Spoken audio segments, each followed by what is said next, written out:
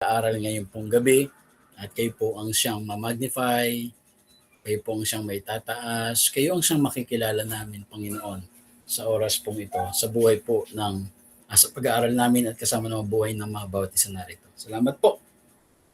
Sa pangalan ni Jesus, Amen at Amen. So, purihin ang Panginoon sa buhay ng bawat isa. At tayo po ay patuloy, of course, sa ating pong pag-aaral, no? Spiritual maturity. So una po tinalakay natin is about natural man. Again, no? Pagka sinabing likas na tao o yung natural man, tayo po ay hindi na bahagi po ng natural man. No, ulitin natin, pagka sinabi po sa Biblia na about natural man, ito po ay pumapatungkol sa mga taong disconnected doon sa source, ng divine source. So ibig sabihin, ito yung mga taong wala pong relasyon sa Diyos. So that's why they cannot receive the things of God. Hindi nila ito maintindihan. So the only thing na meron pong power to salvation is the gospel. Kaya kapag na-share po ang gospel doon sa natural man at nag-response po siya doon sa gospel, doon naman po pumapasok yung naging sanggol kay Kristo, that naging babes in Christ. At ang pagiging sanggol kay Kristo, no, sila ay saved na, but yet they are unskilled dahil mga bago nga eh. No, hindi pa sila mga gatas pa lang ang kanilang nauunawaan. So, ayun po yung mga sanggol, no, dumating po tayo sa kapanahunan na naging sanggol tayo kay Kristo. At yun yung topic natin nung nakaraang Thursday. And now, no, pag-uusapan po natin is the carnal man. Still, they are saved, but ito po yung mga flesh-led. No? Maintindihan natin ito ng lubos, no? Ngayong gabi pong ito. So, samahan niyo po na ako basahin ang aklat po, no, diyan sa inyo. Unang Korinto o 1 Corinthians chapter 3, verse 1 and 1 to 3. Ang sabi pong ganoon, and I, brethren, could not speak unto you as unto spiritual, but as an carnal. So even as unto babes in Christ. I have fed you with milk and not with meat. For hitherto ye were not able to bear it, neither yet now are ye able. Verse 3, for ye are yet carnal, for whereas there is among you envying and strife and divisions, are ye not carnal and walk as men? So sa Tagalog, mga kapatid, hindi ako nakapagsalita sa inyo na tulad ng mga taong spiritual, no? Yung spiritual pong tinutukoy diyan, yung isang phase, no, spiritual man. Sabi ni Paul, hindi ako nakakapagsalita sa inyo ng tulad ng mga spiritual. Subalit tulad sa mga taong namumuhay ayon sa laman, no, tulad sa mga sanggol kay Kristo. Pinainom kayo ng gatas sa halip na matigas na pagkain, sapagkat hindi pa ninyo kaya ang matigas na pagkain. At maging sa ngayon nga ay hindi pa ninyo kaya. And verse 3, ito ay sapagkat kayo ay nasa laman pa rin. Dahil mayroon pa rin kayong mga inggitan, paglalaban-laban at pagkabahabahagi. Hindi ba kayo ay namumuhay pa sa laman at namumuhay bilang mga tao? So ito po yung mga talata, no, na isang address ni Paul, letter ni Paul doon sa Corinthians na mga mananampalataya na po, no? At sila po ay still hindi makausap ni Paul doon sa paraan ng spiritual. Kasi hindi pa rin nila maunawaan. No? Hindi dumaan po sila sa pagiging sanggol, sabing gano'n sa talata sa verse kanina, ayan, no?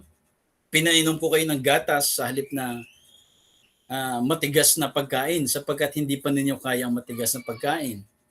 At maging ngayon nga ay hindi pa ninyo kaya. So sabing gano'n ni Paul, no, dumaan kayo sa pagiging sanggol kasi hindi nyo pa kaya ang matigas na pagkain. Pero hanggang ngayon, hindi nyo pa rin kaya ang matitigas na pagkain. So, kaya ang pag-usapan po natin is the carnal man. Ang carnal man po ay unstable ang kanila pong understanding. That's the carnal man. Sila po ay unstable ang kanila pong pagkaunawa. Hindi na po itong mga sanggol, na matatagal na po itong mga mananampalataya, but still, they are in the position na hindi pa rin si Kristo ang naunawaan po nila. No? Sila po ay driven po ng flesh. At kapag sinabi pong driven po ng flesh, meron pong reason kung bakit. Yung kanila pong mga isip ay still ay hindi pa rin maarok, no, yung mga spiritual na katotohanan. Yung mga patungkol kay Kristo.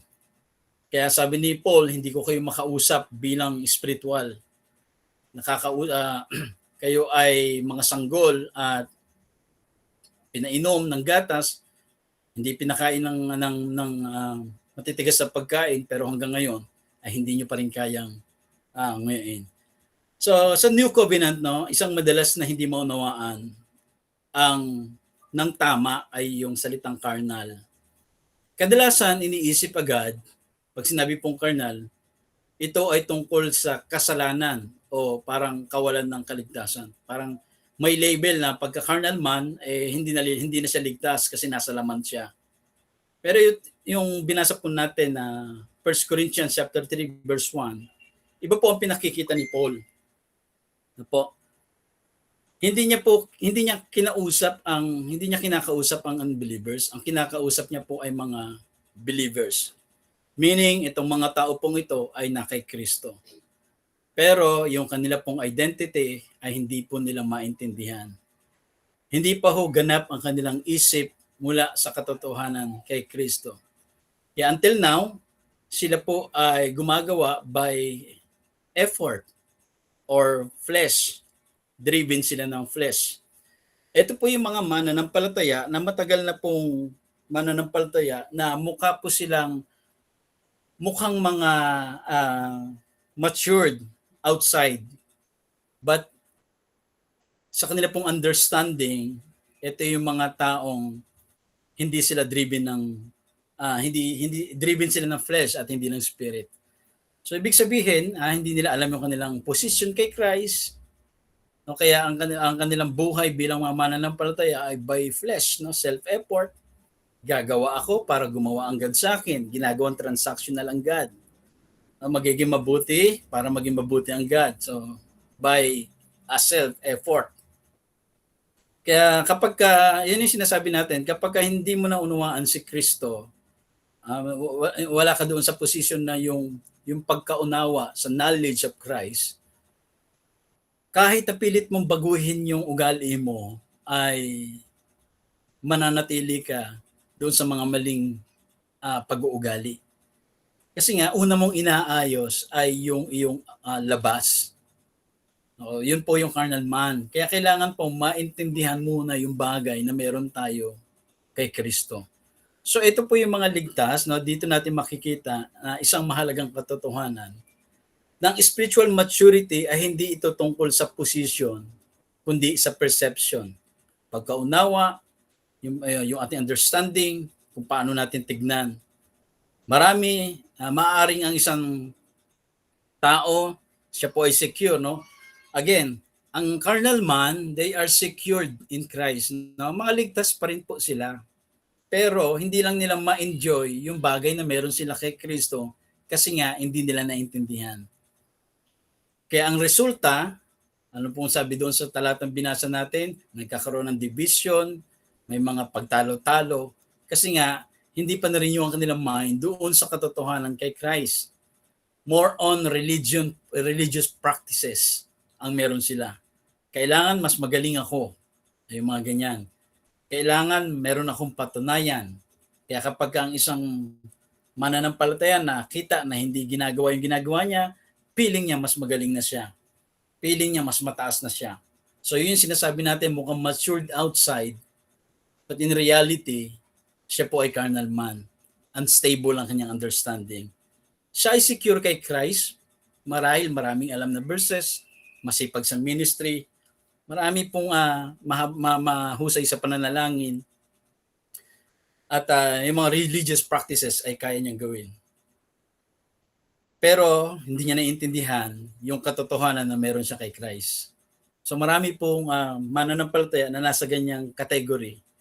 No, hindi naman po natin sila parang dinidown. Kaya kailangan pong maipahayag sa kanila ang katotohanan kay Kristo. They are all complete ang kanila pong identity kay Christ. No? Yung mga carnal man, kung ano pong meron ng spiritual man, meron po sa carnal man. Kung complete po ang identity ng spiritual man, complete din po ang identity ng carnal man. At the same time, ganun din po sa babes in Christ. So kapag ang isang mananampalataya, ang isang tao nagkaroon ng pananampalataya, yung araw po na yon, kung ano po yung meron doon sa matured Christian, ay same po doon sa bagong mananampalataya. At the same thing, ganun din po, kung ano yung meron sa bagong mananampalataya, nandoon din po sa mga matatagal na mananampalataya, but still, they cannot understand pa yung kanilang mga identity kay Kristo, na ang kaligtasan pa rin sa kanila, kailangan pong patunayan at pagsikapan na ang pag-ibig ng Panginoon ay kailangan na bigyan mo muna ng dahilan para ibigin ka ng Panginoon. Parang ganun po ang carnal man. So more on activities, more on ito yung mga bagay na parang maganda sa paningin outside. Kaya kapag ka nagkakaroon po ng mga problema, no, ito po yung mga madadali po silang magkaroon po ng misunderstanding kasi hindi nila alam yung reality nila kay Christ. Hindi nila alam yung Christ na meron sila. Sila po ay fully accepted na rin ng Diyos, pero ang kanilang isip maaari pa rin influence ng flesh at hindi po naka-align sa finished work ni Kristo. So yun po yung tension na tinutukoy po ni Paul, no, sa pamagitan po ng lens, pag sabihin lens sa lente o paningin ni Kristo na isang ng Christ-centered na lens, makikita natin ang carnality, yung pagiging carnal ay hindi unang pinag-uusapan yung behavior po diyan, kundi yung interpretation ng ito po yung kalagayan na kung saan si Kristo ay nasa kanila pero hindi pa siya ang tanging lente ng pag-unawa ng lahat ng bagay. So ibig sabihin, kapag may problema siya, dahil hindi niya kilala yung Kristong meron siya na nasa kanya, magre-response siya doon sa flesh na hindi align doon sa paningin at pananaw ng Panginoong Kristo. Pag nasaktan siya, magre-response siya based doon sa flesh. Kasi hindi niya nga nauunawaan yung Christ na meron siya na nakatahan, na meron po at nananahan po sa kanya. Kaya ang resulta ay mali. Kasi bakit? Mali yung kanyang pagkaunawa kung sino siya bilang isang mananampalataya. Kaya ang mensaheng ito po ay hindi tayo nagko-condemn, no? Hindi natin sila kino-condemn. Kundi ito po ay invitation paanyaya doon sa mas malinaw, paanyaya sa naka-align at yung kabuuang kapahayagan ng Panginoon. So napaka-importante po, no, ng isang mananampalataya na maunawaan niya ng kabuuan, yung fullness of revelation of Christ. Na tama ang pagkaunawa kay Kristo, tama ang nature ni Kristong alam niya, tama ang karakter ni Kristong alam niya, yung finished work ng Panginoon, doon siya nakarest, hindi sa sarili niya. Yung death, burial, and resurrection ni Christ, nauunawaan niya na ang kaligtasan sa kanya, hindi siya nagpapanatili, kundi ito po ay regalo ng Panginoon. And even the forgiveness, yung kapatawaran ng Panginoon, it's a gift. Gift po ito sa mga mananampalataya. Kaya ang isang regalo po na hinihingi ay hindi po ito matatawag na gift. Kaya kapag tayo po pinatawad tayo ng Panginoon, nung tayo po ay sumampalataya, ay nandun ang regalo ng pagpapatawad ng Panginoon sa atin. So sa mga carnal man, hindi nila maintindihan yan. Hindi nila kayang nguyain yung mga karning pagkain. Hindi nila, kumbaga para sa kanila ay kung ano pa minsan ang totoo, pakiramdam nila yun pa ang maling katuruan. Kasi nga nasanay sila doon sa kanilang kinamulatan, kinasanayan. Kaya kapag dumarating yung katotohanan pa ang minsan nagmumukhang mali. So ganyan po ang carnal man. They are unstable ang kanilang pong understanding. Kaya pagka pinag-usapan po ang finished work ng Panginoon, ay naniniwala sila na mayroon nang ginawa si Kristo sa cross, pero kailangang dagdagan, kailangang patunayan. So ganun po ang kaisipan ng carnal man. Hindi nila fully mag-grasp yung finished work. Hindi nila maintindihan yung depth, no? Yung bigat ng nangyari after ng cross. Kaya ito po ay invitation, hindi condemnation. At kung nakikita po natin yung sarili natin na nasa ganitong kalagayan, hindi natin kinukondemn, no? Kumbaga, ito po yung panahon na kailangan maawat, no? Maawat na tayo. Ibig sabihin na ang sanggol po ay may panahon na kailangang awatin po siya sa pag-inom ng gatas. No, kung ito po ay 7 taon na, dapat hindi na nagagatas, may pag-awat. At sa pag-awat po may resistance, di ba? Parang ganoon. Medyo hindi kayang matanggap. So ganoon din sa buhay po natin, no? Kung tayo po ay nasanay, no, may mga bagay kayong naririnig na ito po ay hindi na bago. Bago lang sa atin kasi ngayon lang po ninyo, ngayon lang na ipapahayag. O baka iba po yung nagiging mensahe, no, doon sa bawat naririnig po natin.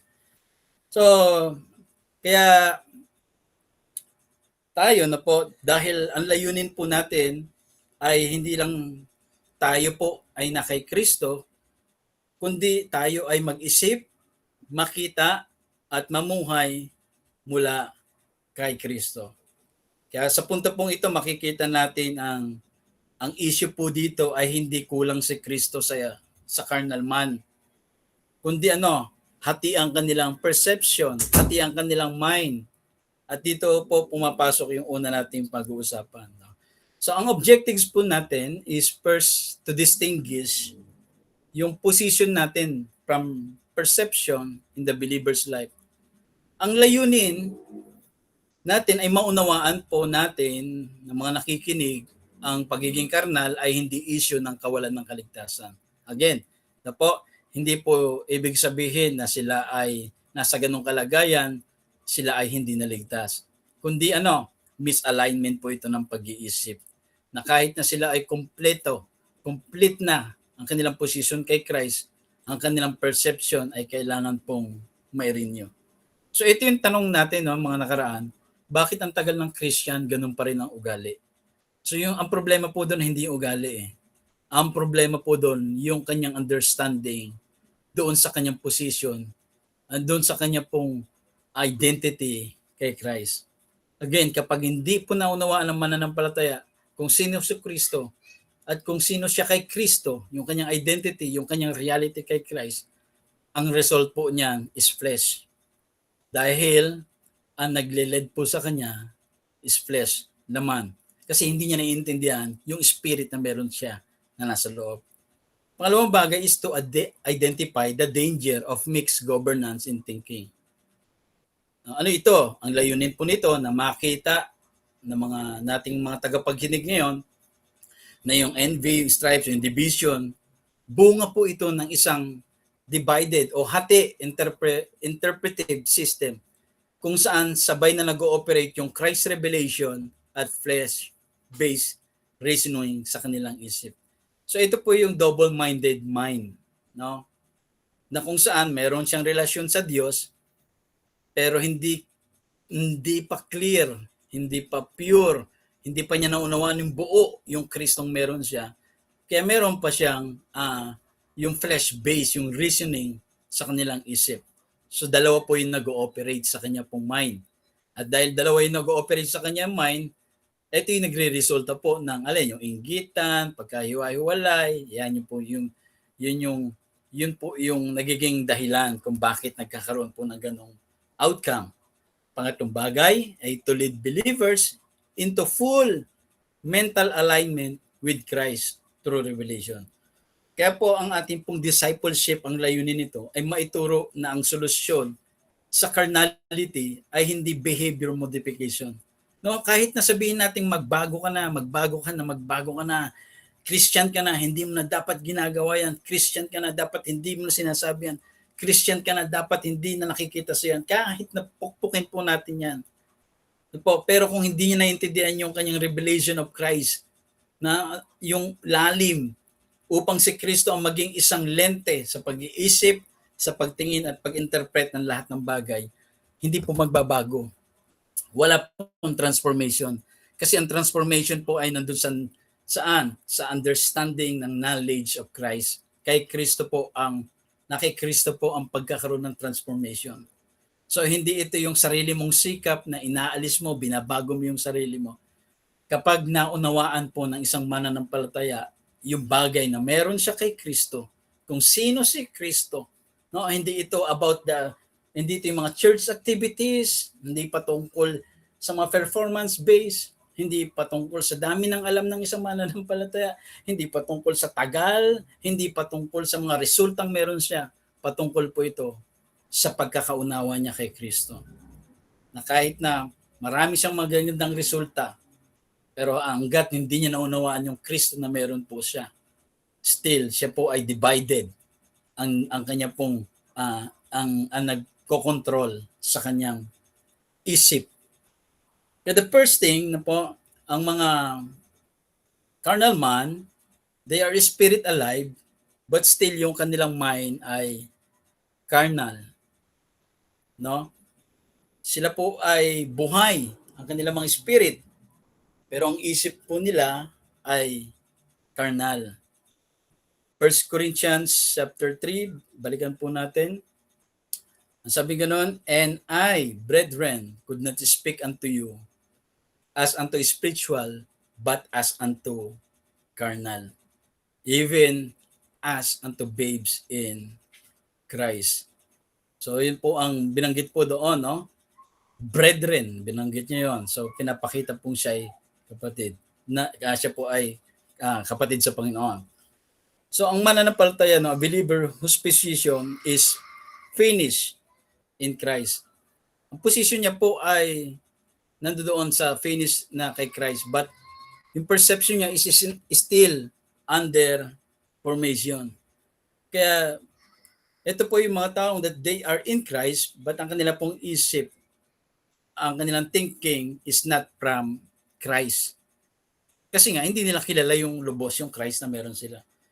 Kaya ang unang correction po ni Paul ay hindi nakatuon doon sa kaligtasan niya, kundi sa kalagayan ng kanyang pag-iisip, sa kanyang spiritual perception.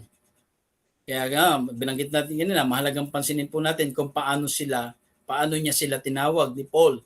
Tinawag niyang brethren, mga kapatid sa pananampalataya. Nangangahulugan na sila po ay mga mananampalataya.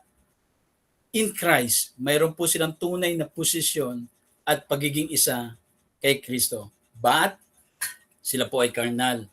But as unto, hindi ko kayo makausap bilang mga spiritual, but as unto carnal. Hindi dahil wala silang Kristo, kundi dahil hindi pa naka-align ang kanilang pag-iisip kay Christ. Kaya nga kailangan magkaroon po ng renewing of mind. Saan? Doon kay Christ. Dito pa lang po malinaw na kapag tinignan po natin ang text, no? Si Paul po ay hindi siya gumagawa ng dalawang magkaibang category ng tao. No, hindi siya kumakausap ng saved and unsaved. Hindi po niya kinakausap yung spiritual and lost.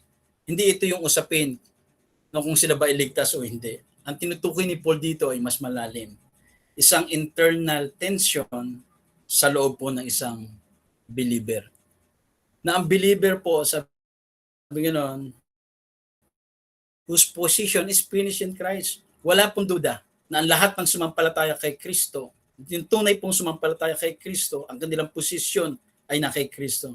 Pero ang kanilang kaisipan is still under formation. Isang tao na ang posisyon ay ganap ng tapos kay Kristo, siya po ay kumpleto na, siya po ay secure na at hindi na kulang, ngunit ang kanyang kaisipan ay hindi ganap na naka-align sa katotohanan iyon. Na tayo po bilang mga nanampalataya, we are all secured in Christ. Pero baka meron po sa inyo nang iniisip pa rin, kailangan maghanda pagdating ng Panginoon. Pagka ganun po ang isip po natin, hindi mo na inawaan yung pagiging secured mo kay Christ. Kapag nakay Kristo ka, no, hindi po tayo ang naghanda, si Kristo po ang naghanda. Kahit anong paghahanda po ng tao, kung wala siya kay Kristo, ay wala pong magagawa. Pero ang isang tao na kay Kristo, si Kristo po ang gumawa, si Kristo ang naghanda, at hindi tayo. Kaya nga sinecured na ho tayo ng Panginoon. We are all secured in Christ. Kaya hindi ho tayo dapat natatakot sa mga nangyayari sa paligid po natin. No, baka iniisip natin na pagdating ng panahon, hindi ako handa. No, hindi ho tungkol sa ito. Tungkol po ito kay Kristo na sinampalatayanan po natin. Kaya ito po yung mga carnal man. No, sila po ay fully secured kay Christ, but still ang mind nila ay hindi secured kay Christ. They are fully forgiven, pinatawad na silang lubos, pero ang kanilang mind ay hindi pa ganun lubos ang kapatawaran ng Panginoon sa kanila. Kaya ang kanyang isip po ay nasa proseso ng pagre-renew. So ayun po yung kailangan ma-renew. Ma-renew po yung isip natin patungkol doon sa finished work ng Panginoon. Ang kanyang understanding ay hindi pa buo. Ang kanyang pagtingin ay minsan Christ-centered, pero minsan flesh-influenced. Sa madaling salita, ang kanya pong identity, ito'y settled na. No, yung kanya pong identity kay Christ, yung kanyang reality, siya po ay walang dudang anak ng Diyos. Siya po ay walang dudang pinatawad, walang dudang pinaging matuwid, walang dudang pinaging banal, walang dudang naroon ang pabor ng Lord, walang dudang tinanggap ng Panginoon, walang dudang minahal ng Panginoon. Lahat ng meron po sa spiritual man nasa kanya rin. Pero ang kanyang isip ay nahabol pa lang ang mga reality na yon. Na kailangan maging matuwid ako, kailangan patawarin ako ng Panginoon, kailangan maging victorious person ako, kailangan yung makuha ko yung favor ng Lord, no? So yan ang mindset po ng carnal man. Kaya hindi po pag sinabing carnal man, hindi usapin kaagad yung kanyang maling nagagawa behavior. Ang problema, meron siyang problema sa kanya pong hindi fully yung kanyang understanding about Christ. Hindi fully yung kanyang understanding about sa kanyang identity, sa finished work ng Panginoon. Na kailangan meron siyang effort. Kailangan meron siyang gawin. Again, no, lagi kong sinasabi, no, hindi ko po tinatanggal yung mga bagay na ginagawa natin sa ministry, sa church. Pero hindi po yan ang magpapalapit sa atin sa Panginoon. Kauna-unahan pa lang po, nung tayo po'y sumampalataya kay Kristo, ang sabi po, naging isa. Yung union, pag sinabi naging isa, yun po yung kahit mag-isip kayo ng pinakamalapit na kalagayan, wala pong mas lalapit doon sa declaration ng Panginoon tayo naging isa kay Kristo. So ibig sabihin naging isa tayo kay Kristo, tayo po ay na kay Kristo na. So ibig sabihin hindi natin kukunin yung mga bagay pa lang kay Kristo. Nasa atin na. Hindi lang natin maunawaan. Hindi lang natin alam na nasa atin na. Kaya ito ang dahilan kung bakit ang carnality ay hindi po dahilan yung kulang si Kristo sa kanya. Kundi dahil ang kanya pong pagkaunawa kay Kristo ay hindi pa buo at hindi pa iisa ang pinanggagalingan. So, yun po, ang sabi pong gano'n, Colossians chapter 2 verse 10, let's check this verse. And ye are complete in Him, which is the head of our principalities. Ang sabi pong gano'n, and power. No? And ye are complete in Him. Sino Him? Si Christ. Tayo daw po ay kompleto na kay Christ. Si Christ daw po, which is the head of all principalities and power. So ang head daw po natin is si Christ na siyang ulo ng lahat, no, ng kapangyarihan. So ibig sabihin, tayo po ay kompleto na kay Kristo, hindi para ang magiging kumpleto kay Christ. Kay Kristo po ang identity ng believer ay hindi proseso. Ito po ay isang natapos at ganap ng katotohanan. Yung bagay na meron tayo kay Christ, hindi po ito process. Ito po ay inilagay na sa atin lang, Panginoon. Hindi ito unti-unting binubuo, hindi ka unti-unting pinatatawad, hindi ka unti-unting nililigtas, hindi ka unti-unting binibigyan ng pabor, hindi tayo unti-unting tinatanggap ng Panginoon. Sabi ganoon, and ye are complete in Him. Tayo po ay kumpleto. Sa Kanya tayo po ay righteous, tayo po ay accepted, tayo ay complete at fully na po united. Ibig sabihin, iisa na tayo sa Panginoon. Kaya walang kakulangan sa atin pagka pinag-usapan ng position natin. Dahil ang basihan natin ay hindi performance mo, hindi performance ko, hindi performance ng kung sino man, kundi hindi bagay sa ginawa natin, kundi sa bagay na ginawa ni Kristo. Ngunit po, kasabay ng katotohanan ito, malinaw din po sa kasulatan na ang isip ng mananampalataya ay hindi po automatic na naka-align doon sa bagay na natanggap niya sa Panginoon, sa kanyang identity. Kaya po ang mind, ito yung dumadaan doon sa process ng renewal.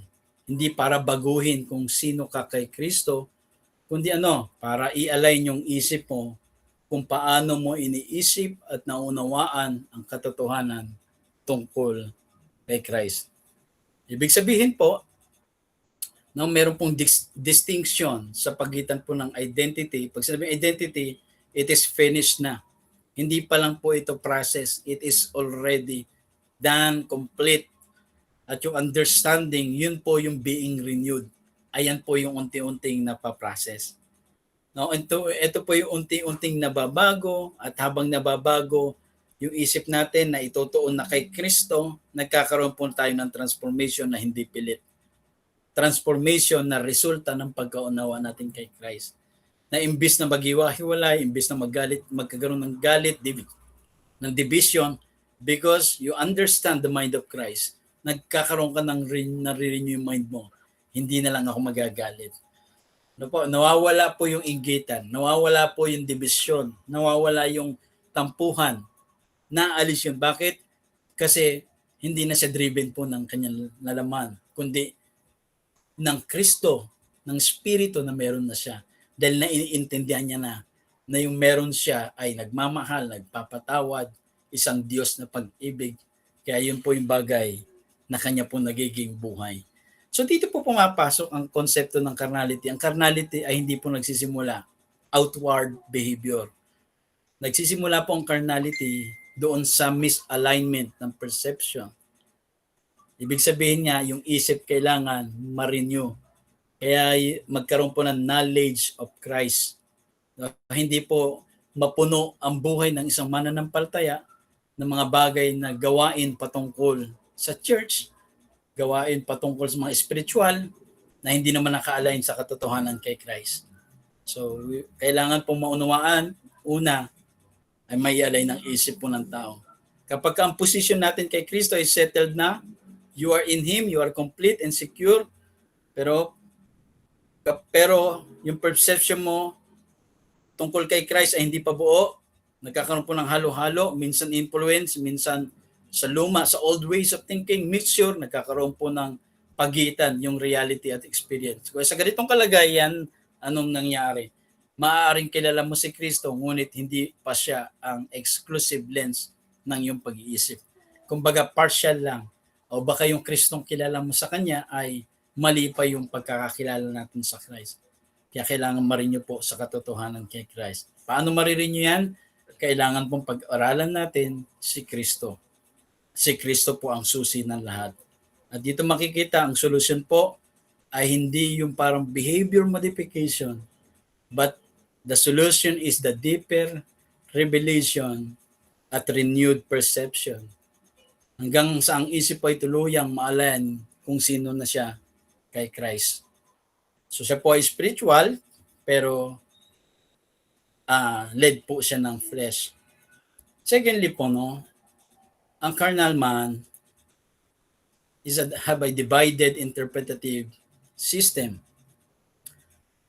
No, meron pong hati ang kanyang pag-iisip.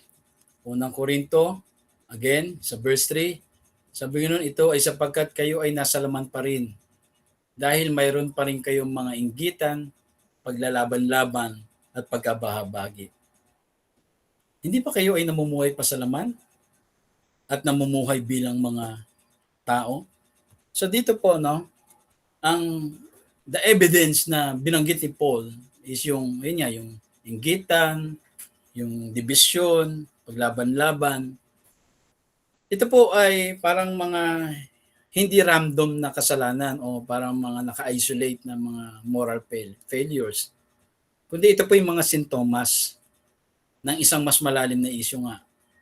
Kaya sila may ganyang ugali kasi ang paraan ng kanilang pag-intindi at pag-interpret ng mga kalagayan sa buhay ay hindi nakasenter kay Christ.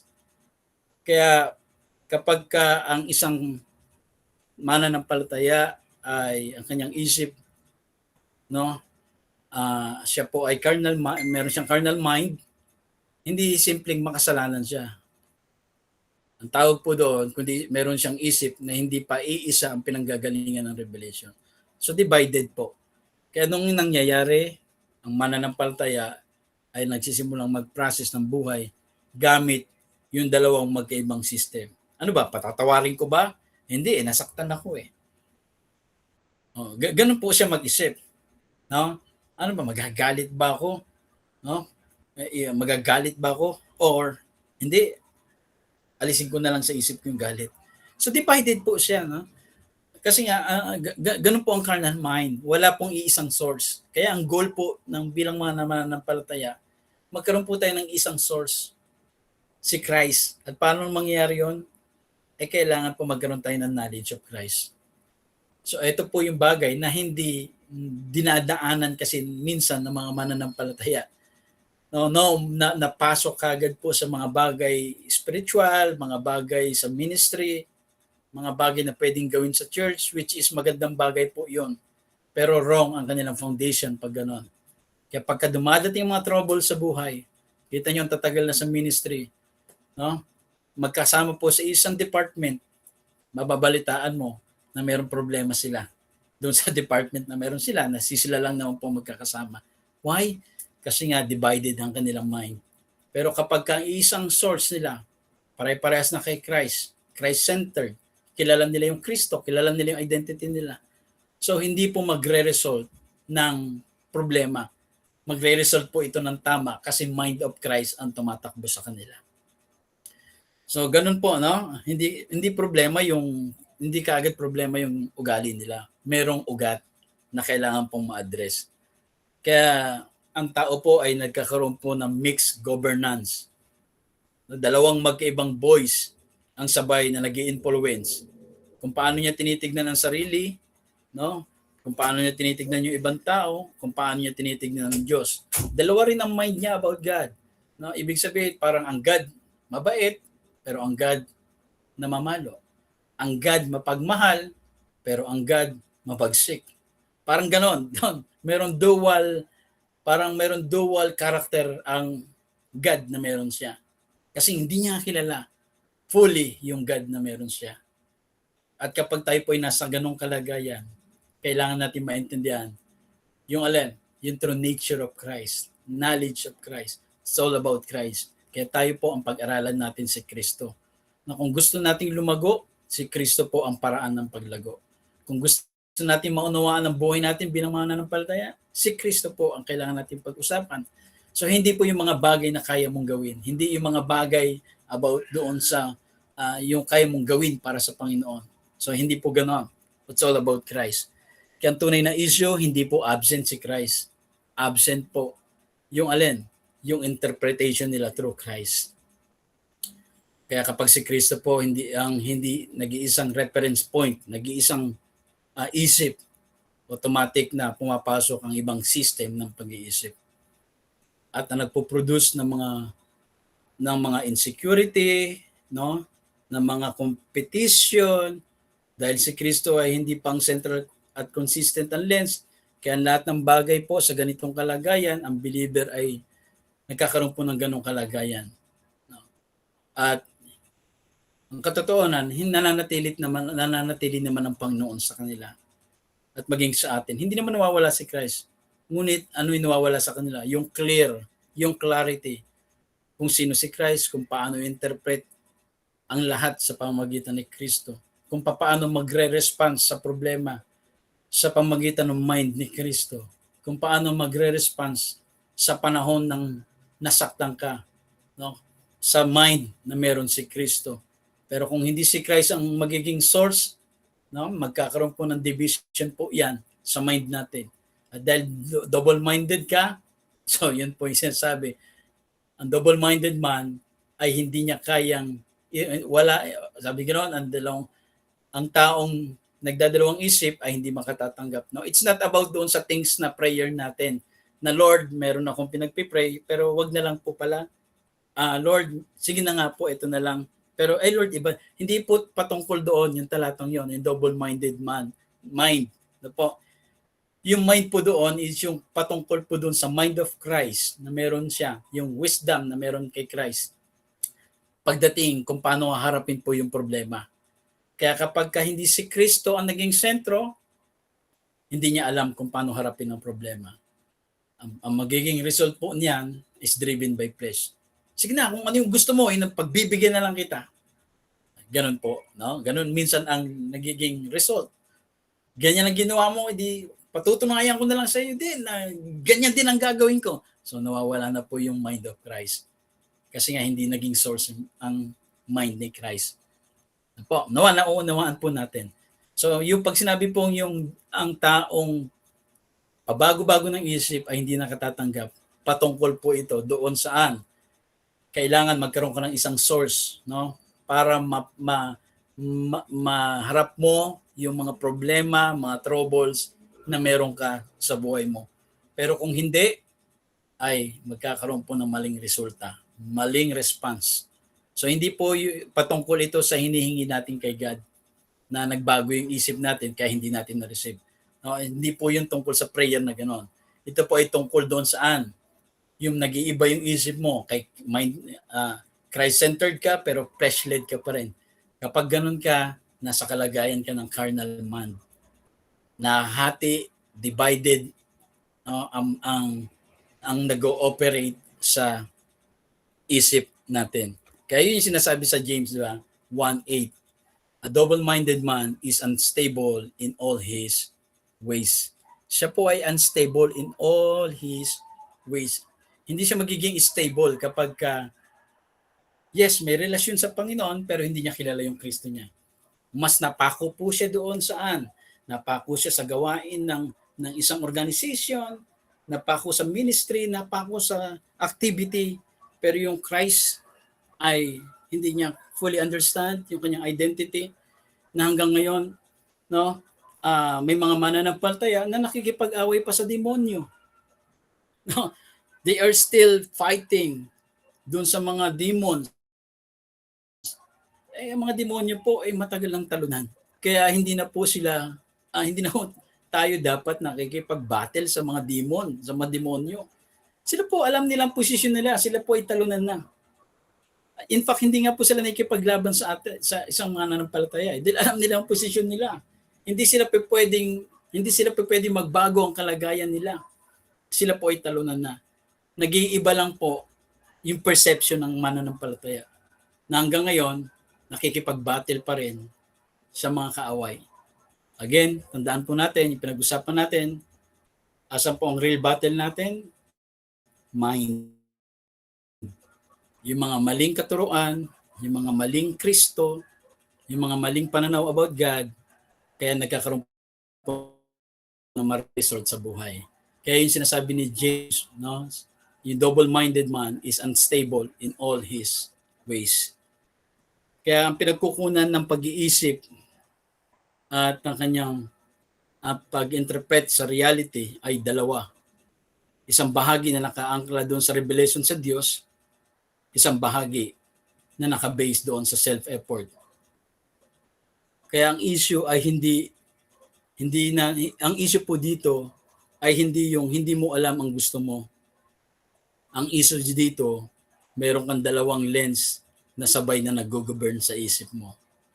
Kaya ang carnality, no, yung carnality po ay ito yung nangangahulugan na mali ang pagkaunawa ng identity dun sa liwanag ni Kristo. Kaya ang isang believer ay nagiging carnal kapag may alam siya tungkol sa Diyos, kay Christ, pero pag ininterpret niya ang buhay ay halo-halo, nagmi-mix pa rin. Kaya ang result ay, yun, ang nagkakaroon po ng wrong. Kaya tayo po ay nasa kay Kristo na, kaya kailangan nating lakaran at maunawaan. Hindi natin kailangan pang magpatunay, no? Dahil ang Diyos po natin ay sapat na ang ginawa. Tayo po ay tinanggap na, no? Pero ang carnal man, siya po ay nakadepende pa rin sa assurance ng kanyang performance. Yung kanyang identity ay hindi nakapuli align sa revelation ni Christ. Kaya yun po ang nangyayari, nagkakaroon po ng bunga ng maling interpretation, maling action, at maling hakbang, maling result. So, yun po. No? Pangatlong bagay, mind not fully governed by Christ. Una, dalawa, divided niya kanina.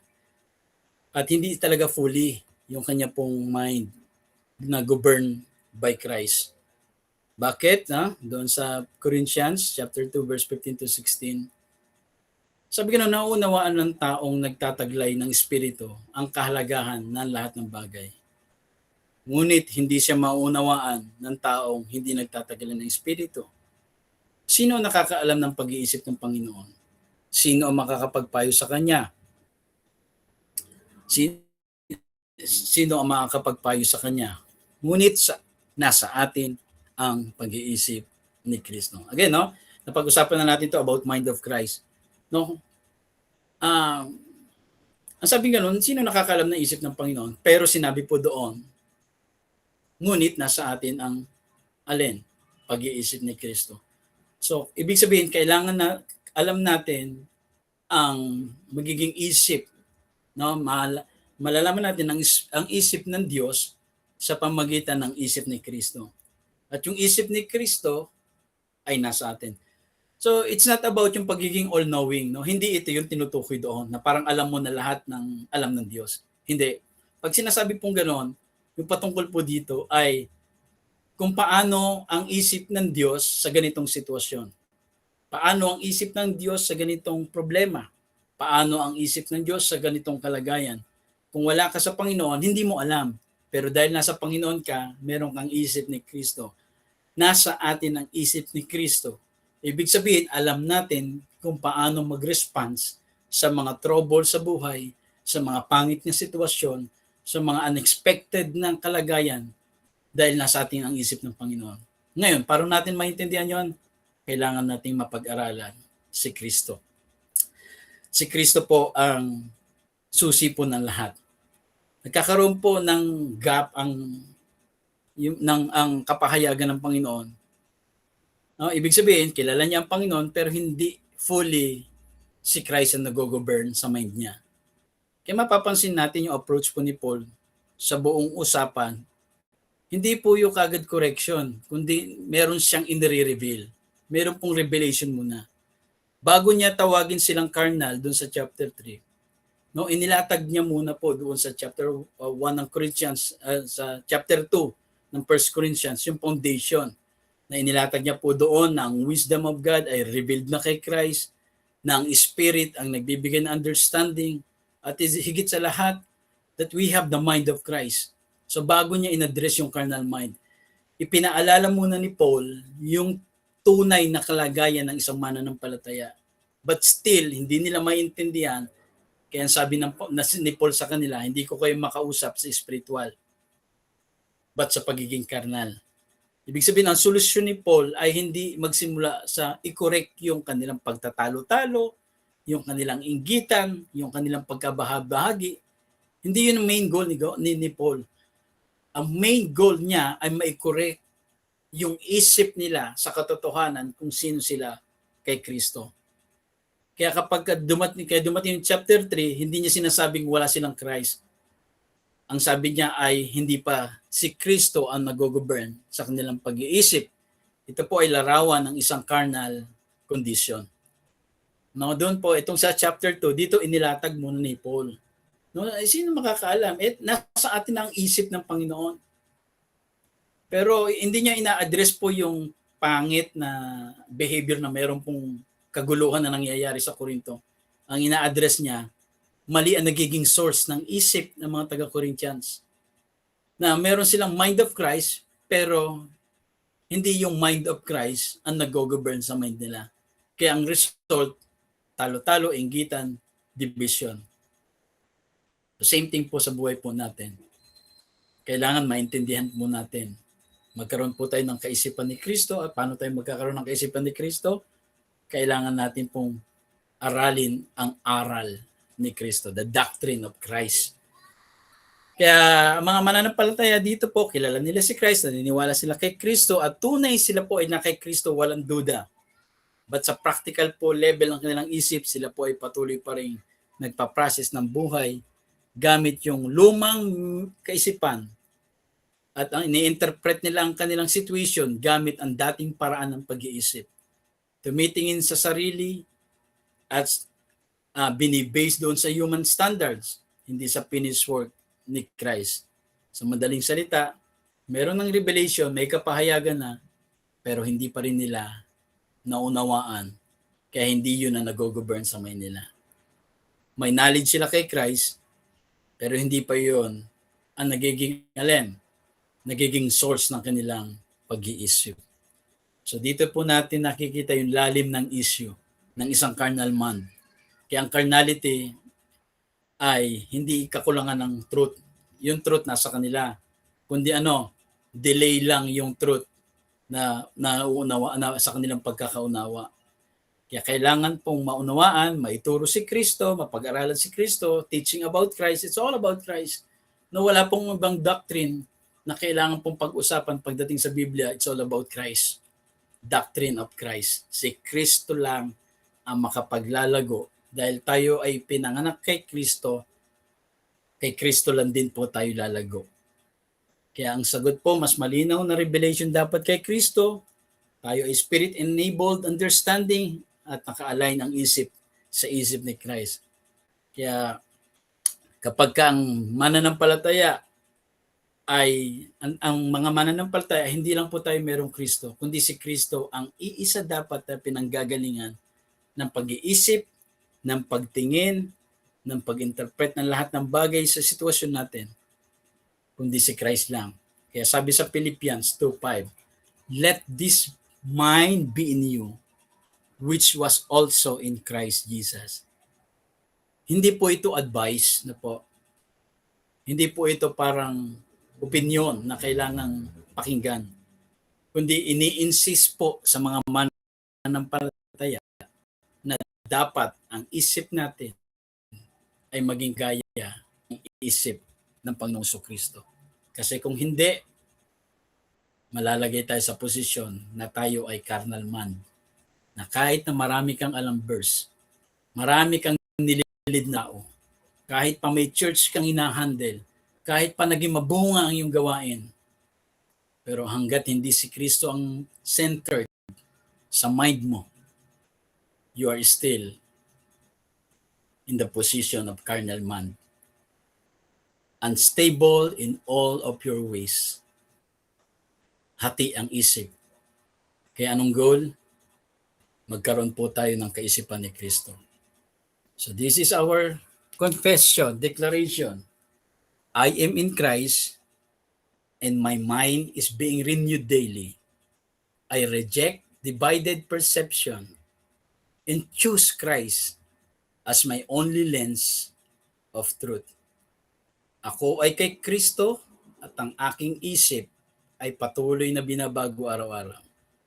Tandaan po natin yung binabago araw-araw, isip po yun. Hindi po yun yung espiritu natin.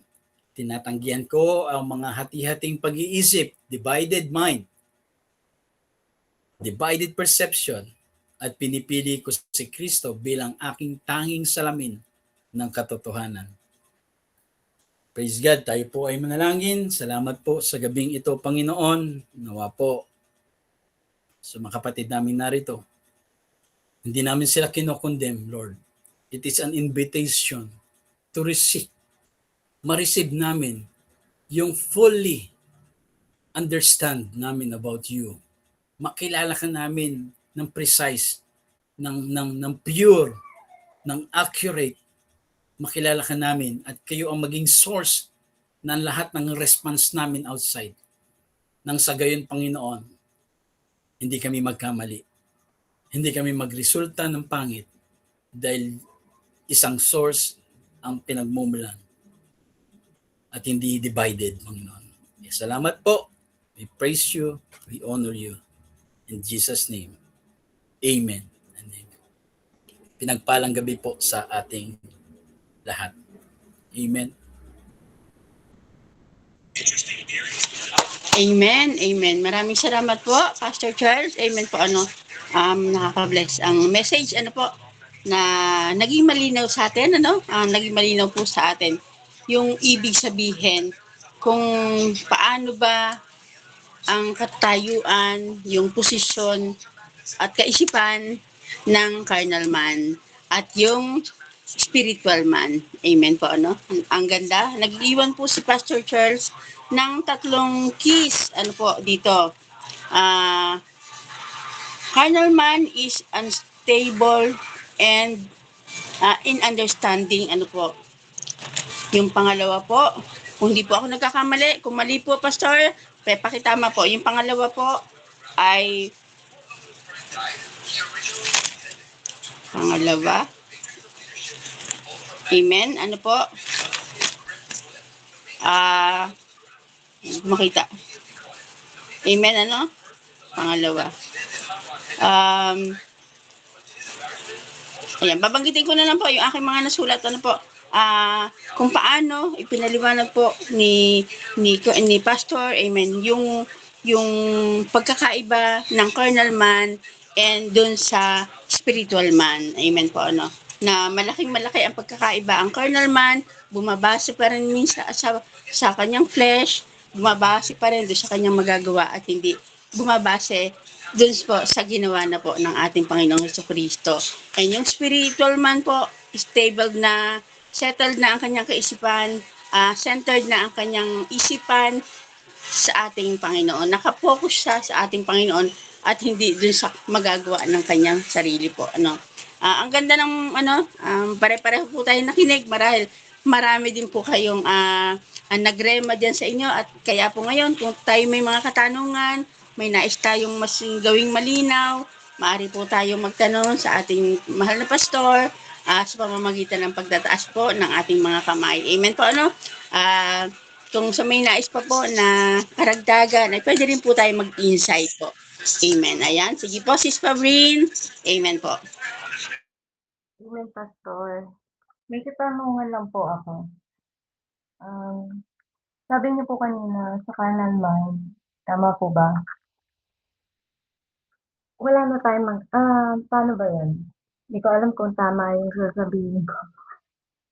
Yung bang tinuturo mo na sa kanya, pero pinapaunawa mo, pero hindi pa rin niya naiintindihan yung mga ganong bagay. Yung patungkol sa ating Panginoong Jesucristo. And then, sinasabi niya, he was reading the Bible.